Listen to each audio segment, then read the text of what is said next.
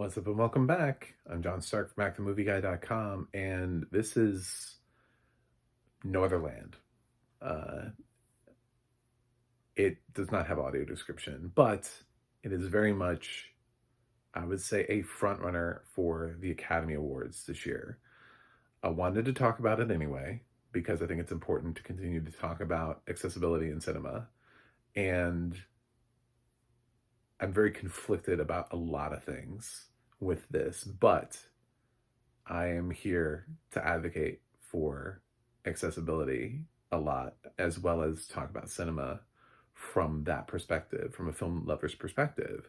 So I need to talk about the lack of accessibility on a documentary and why it matters and why it should be here, and why I think for the first time I may lose that battle with Emilia Perez by saying that the target audience is necessarily an English speaking one. The target audience here is an English speaking one, and I'll explain why. So for those of you who don't know what No Other Land is, it's you will, because it'll likely be nominated for documentary feature continuously throughout the awards season. It'll at least get a shortlist at the Oscars. There's no way they don't shortlist it. Now, if they want to talk about the political debate, these directors have received death threats. So whether or not they want to throw it into the top 5 here, I think they should, probably, but just contextually, from knowing what the film is, from hearing people talk about it, from hearing conversations with the filmmakers, stuff like that, I think this feels like this and We Will Dance Again feel like the 20 Days of Mariupol of the year. Can they both get in? I don't know, but one of them should, you know? Yes, I can easily review We Will Dance Again because it had audio description, which is one of the reasons why it was so impactful, just like 20 Days of Mariupol had audio description. So I'm really hoping that No Other Land at some point in its process picks up audio description. But this one, documentary feature at the Berlin Film Festival, and when they were accepting the prize, the filmmakers got up on stage and made a speech and promptly received death threats. So that's the kind of movie this is. And I'm treading into those waters. So this is going to be fun. And I'm a blind film critic, so I couldn't actually follow the movie because it's not fully in English. However, to the direct answer of why I believe it should have audio description, why accessibility is important, I can answer that pretty quickly. While the film is set in this particular zone of Palestine, in the Gaza, well, I shouldn't say Palestine, in the Gaza area, in the Gaza region, and Basil is our sort of first look into the beginning of this, and he shows us sort of like his. I've heard later on, see, some of the things is I look contextually at what is it that I missed, and he does have a mention, I guess, at some point in the film where he's like, my weapon is my camera, and it's like, that's great, you know what I'm saying? Like, he's not fighting, he's not in a war. He knows that by capturing certain things on film, that it becomes sort of an indisputable fact of atrocity. You know, like, if I show you war crimes, if I show you the horrible things that are happening, how can you argue against it?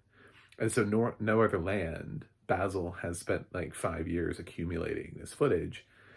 And what ends up happening throughout the course of the movie is he ends up getting sort of notoriety for doing this. And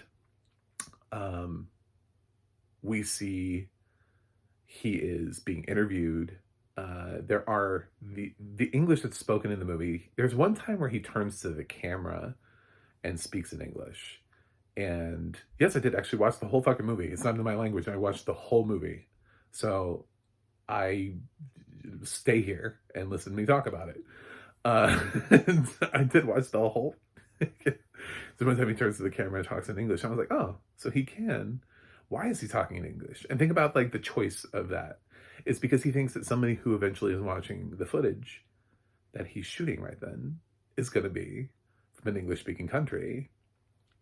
So he could be speaking in French, he could be speaking in Spanish, he could be speaking in German, he could be speaking, you know what I'm saying? Like, but he chose English. And also, he's one of, he and the other sort of main feature here, which is this Israeli journalist who ends up partnering with Basil, and the two of them are sort of capturing the same story together. So you have a Palestinian native who's watching his homeland be destroyed, and an Israeli journalist who's there to sort of document it, and who very much sympathizes with the fact of what's going on here is horrible. It's very dehumanizing. Some of the scenes that I've heard described are, there's a woman who's standing outside of her house, and the Israeli army is destroying it. Like, they're in the process, and she says, "My daughters are still inside." And an Israeli soldier says back to her, "Does it matter?" You know? And I think a lot of times, you know, people consider this to be like a tinderbox thing. Like, if you speak out against it, you're against Israel. And it's like, I think we can have a conversation about like what to do the right way. It's sort of like how in America, we kind of have the ability to retroactively go, maybe we shouldn't have dropped the nukes, you know? Maybe. But yet, that doesn't make you suddenly anti-American. It just means that you realize the atrocity caused by dropping nukes on Japanese citizens was perhaps greater than what we were searching for at the time. So it's one of those things that history does not look kindly on. Same thing with Japanese internment camps. It's not something we look back on and we go, yeah, we did a great job with that. So unfortunately, because people are so caught up in the moment, they're not actually seeing what's happening, and they're not able to process, because I think a lot of these things, they're not going to stand by later on. They're not going to be like, oh yes, this is a great thing that we should be doing, you know? And whether or not you say, well, they're on their end, because I've also seen We Will Dance Again, and I know what Hamas is doing to people, so I've seen it from both angles. But that doesn't mean, like, bulldozing shit and taking over a village and building a military camp. That's not what that means. And then forcing people to live in caves. Like, so I do feel a little bit conflicted coming here from a comfortable living room and talking about, please put audio description, you random dude who now I guess lives in a cave. I'm laughing, but seriously, like, I mean, like, this is him documenting this town that he lives in, this little place, this little part being destroyed. They destroy school, and the kids are like watching the school be destroyed, and you know, just sort of all these violent things are happening, and the Israeli army just is like angry at them all the time. Like, it's an imposition for them to have to even destroy their buildings, and you can hear like the screaming and the crying and everything, and it feels like 20 Days of Mariupol. It feels like somebody was in the right. I did hear one critic who was like, "You can't compare this to anything else." I was like, "How can you not compare this to last year's Oscar winner, where it felt like something terrible was happening and somebody had a camera and was smart enough to turn it on and document it, and that way we get to see." And it is sort of that unflinching, is what he says, is, you know, the camera's my weapon. It is his weapon, because now people get to watch this and they get to talk about what the hell's going on. Unfortunately, not blind people. Unfortunately, everything that I've talked about is from me doing my research, but it's all like secondhand. Do you know what I'm saying? It's me listening to interviews, it's me listening to stuff at Berlin Film Festival, and stuff that his speech, and other people talking about their film who've seen it, and just Jesus. Like, I should be able to have my own cohesive opinion on the film, but I can't because there's no audio description. So it was provided for my consideration, but unfortunately, the way that the award season is set up is, when they say for your consideration, they mean for the consideration of the abled. Because they don't really always mean for the consideration of those who may need accessibility in the closed captioning or audio description era, because we never get those. And to be fair, I did respond to the email and I did say, is there an available English audio description track? crickets, which is not unusual because a lot of times they have a lot of critics and people look at me and they're like, well, fuck you, you don't have a large enough reach. I'm never going to have there's no publication that's ever going to take me on as being their lead critic. I'm never going to apply for the Los Angeles Times as a blind film critic and take the spot. You know what I'm saying? Like, it's just not going to happen. It's just, nobody wants their primary critic. I'm a niche critic and I talk to a very specific audience about a very specific thing. That's the truth. And I speak towards the accessibility for this. Just like in this story, it is a perspective documentary. It is two people who are watching this one thing occur, and they're not trying to offer this grand scale definition of what is happening with the war in the Middle East. They're not trying to solve it through this documentary. What they're just trying to show you is this town and what the Israeli army is doing to this town, much like We Will Dance Again showed you just the shooting. They were very hard on the Israeli police for not responding, so these are little sort of like blips. It's not one major overarching documentary about the Israeli-Palestine war that's happening. It's just, isn't this awful? And I think it is.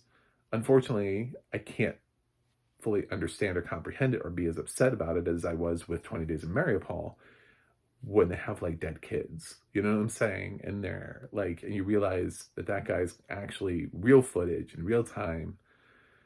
The sighted people around me would be watching and seeing real humans, like real dead bodies and dead kids. And you're just like, how, how can you not be moved by that? And obviously the answer was we were, because that film won documentary feature.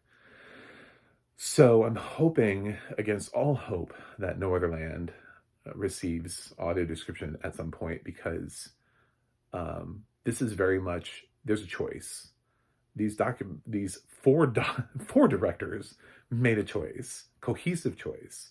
And every time they break away and they have these little clips coming in from journalists where they have like these news clips, every single clip is in English. They want English speaking countries, primarily American. They're all primarily, I believe they're all American. I think there was one British voice, I think, in there. But it's not like they weren't changing it up. You know what I'm saying? It didn't sound like it was an English journalist and then German and then French, and Spanish. It wasn't like a mixture of journalists talking about it from like the worldwide news perspective. It was a lot of just English speaking journalists. And why would you put that in a film? Unless you wanted it to reach the English speaking audience, unless you thought, who's going to watch this? Americans with subtitles. But guess what? I can't read the subtitles. I'm blind. So I have no idea what he's saying. In every moment, I've gotten little blips out of reviews, little quips and quotes. I've gotten contextual things and how other people feel about the movie, and I've gotten to see interviews with the filmmakers where they talk about, the movie and the experience. But as far as actually experiencing the movie, this is where it gets hard, because unfortunately it is unwatchable.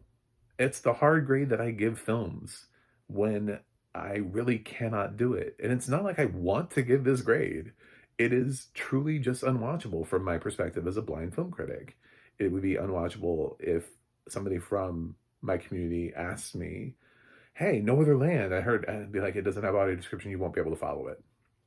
And that's true, because for me watching it, before I saw context, I sat and sat and sat and sat. I listened to, there's a little bit of a score. It's nice, but it's not really memorable. This one's not going to get nominated for original score. And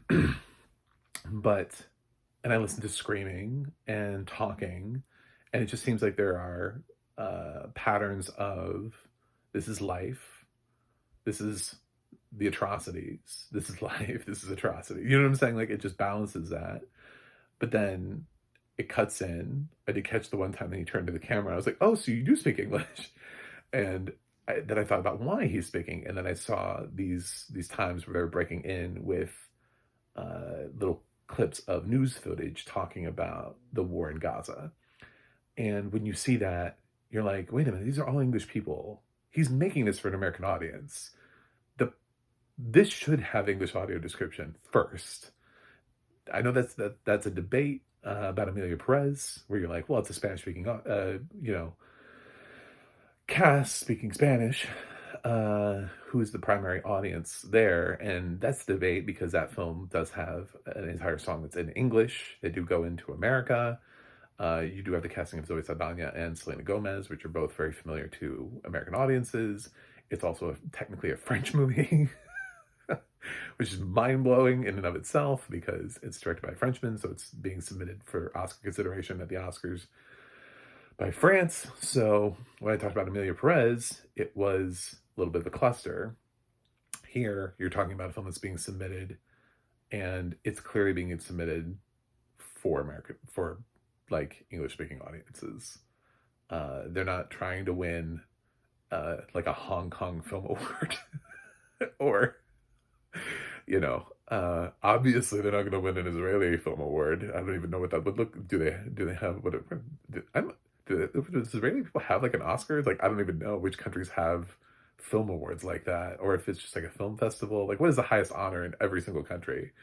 But maybe they do, but it's definitely not going to be this. So the fact that these filmmakers have death threats against them doesn't bode well for them winning in their own country. So, but it's a harrowing experience, even to just listen to. When you're listening to people screaming, you don't know why they're screaming. It's in some ways even like oddly more horrifying because you're like, then the possibilities are endless. And you're like, is somebody being drawn and quartered? I really don't know, but without that context, I can't put my thumb on it. I have a feeling this is an A. You know what I'm saying? I have a feeling I would not find a fault with it. So if you're sighted, I would say, please watch No Other Land and enjoy it. But if you're blind, like I am, then it's unwatchable. So sadly, despite the fact that I think this is probably one of the most profound documentaries of the year, my grade is unwatchable. Thank you for watching. Thanks for staying. Click like and subscribe, and I will see you guys on the other side.